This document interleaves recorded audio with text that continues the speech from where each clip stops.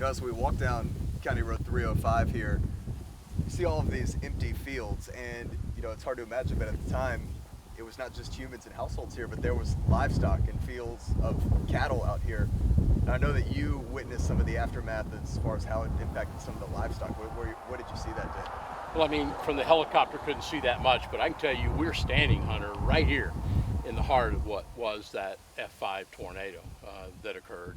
And we know that we found there were cattle distributed. And by the way, just because they found cattle or parts of animals in certain places does not mean, especially in this tornado, that that's where that animal originally was, because everything was blown to considerable distance.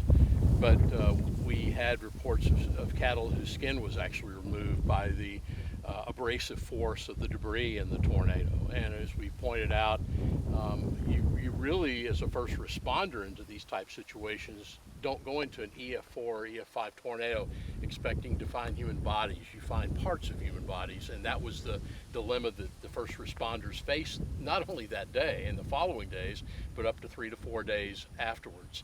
And it's really interesting because west of the roadway here, there really was nothing much over here, and this is where the majority of the homes were, on the east side of the roadway here, and where the fatalities generally occurred. You pointed out something interesting as we're walking down here. You see a lot of younger trees, but almost nothing that you see around here as far as tree growth is older than 25 years, because we're right here on this, in the heart of the path, and everything, houses, foundations, trees, almost all of it was taken down. Right, this area would have been completely leveled.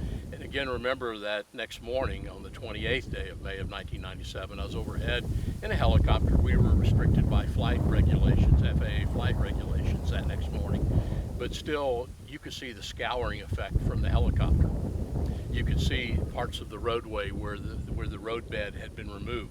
Not roadbed, but the pavement had been removed, exposing the roadbed.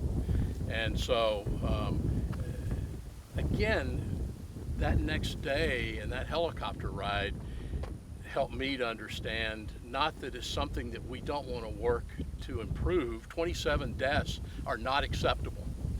But it helped me understand a little more about the tornado we were dealing with, that prior to that, I didn't have any idea at that point.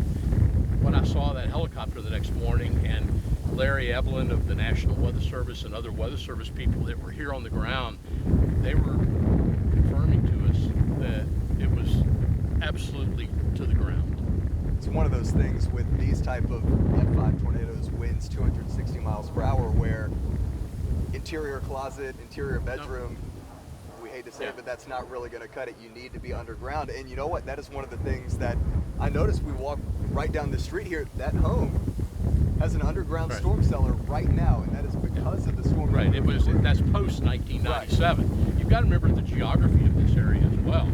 It's not inexpensive. Most people in Austin, South Central Texas, know it's not inexpensive to build a pool. Why not? Right? We've got subsoil limestone layers, and if you want to dig out this ground in this area, you're going to have dynamite to do it.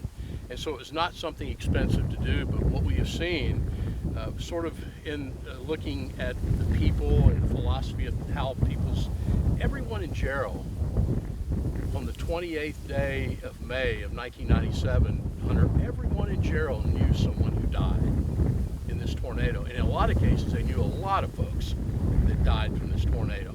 And 3 days before, a tornado shelter underground wouldn't have made a difference. Maybe they wanted a new car. I'm telling you, in the days after the tornado, all of a sudden the tornado shelters below ground became something that people said, you know what, I need that more than I need the car now.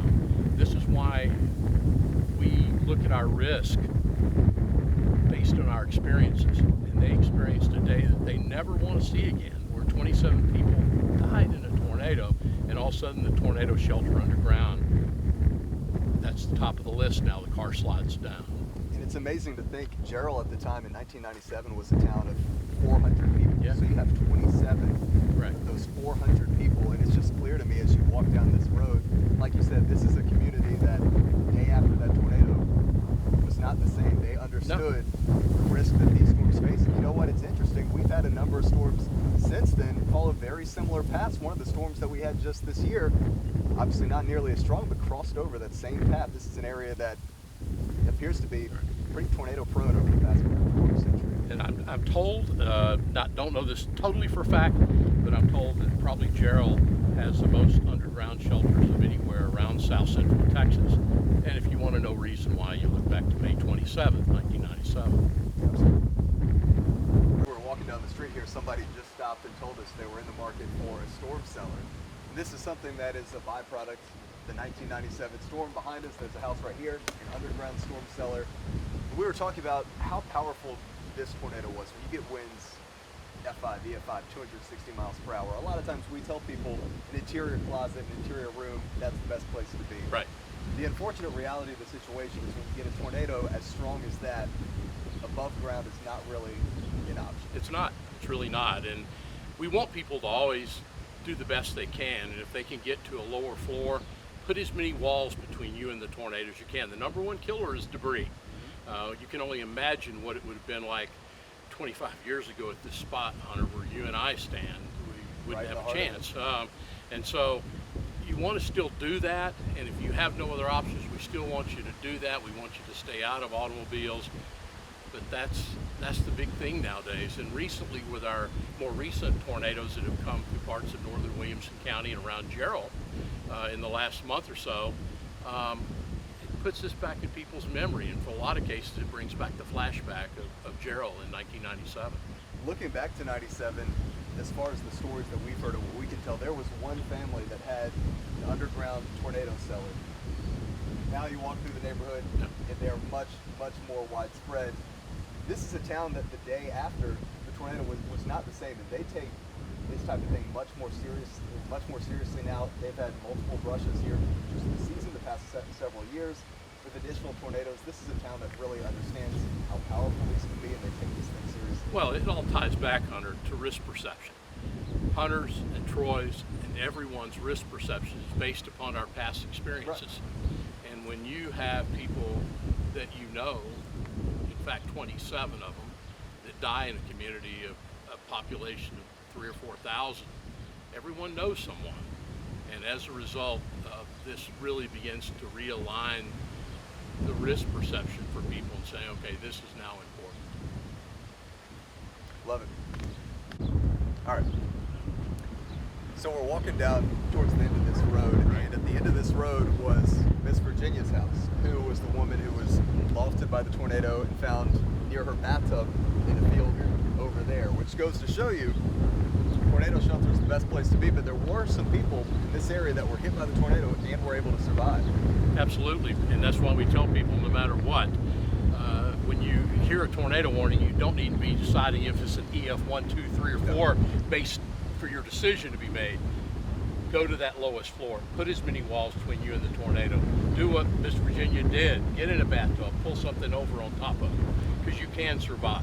And that's what we stress all the time, is to make sure you have a game plan ahead of time. You know, this doesn't need to be in the day of. Make sure you have a game plan. Get to the best spot that's available to you. On the shelters, you're seeing more and more of these.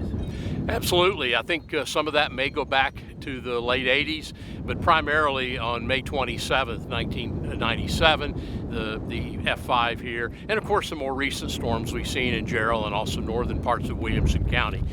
Most important thing for people to remember is to have a plan, number one. Number two, practice that plan.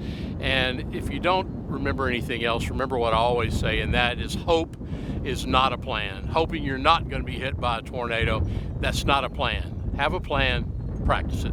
Talk about tornado alleys. Would you consider this a tornado alley through Jarrell? Well, that's gotten to be, the tornado alley discussion's gotten to be sort of an interesting one of late. Tornado alley traditionally has been that area from North Texas, northward through the Plain States, and eastward into parts of the Mississippi Valley. There's always been what I call a Dixie Alley, which is centered kind of on top of Memphis, Tennessee, West Tennessee, northern Mississippi, parts of Alabama. And the difference in those two places is the tornadoes tend to be more deadly in Dixie Alley, in the area around Memphis. That probably has more to do with lower cloud bases and thunderstorms.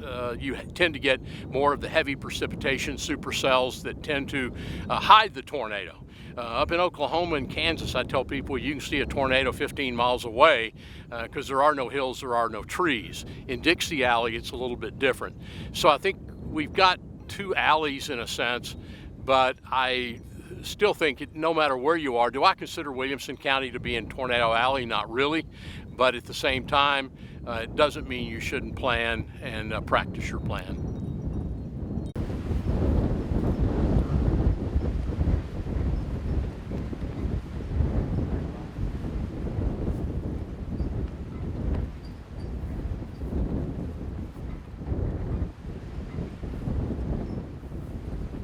I appreciate the lunch invitation. I've just got to get back and get ready for tomorrow.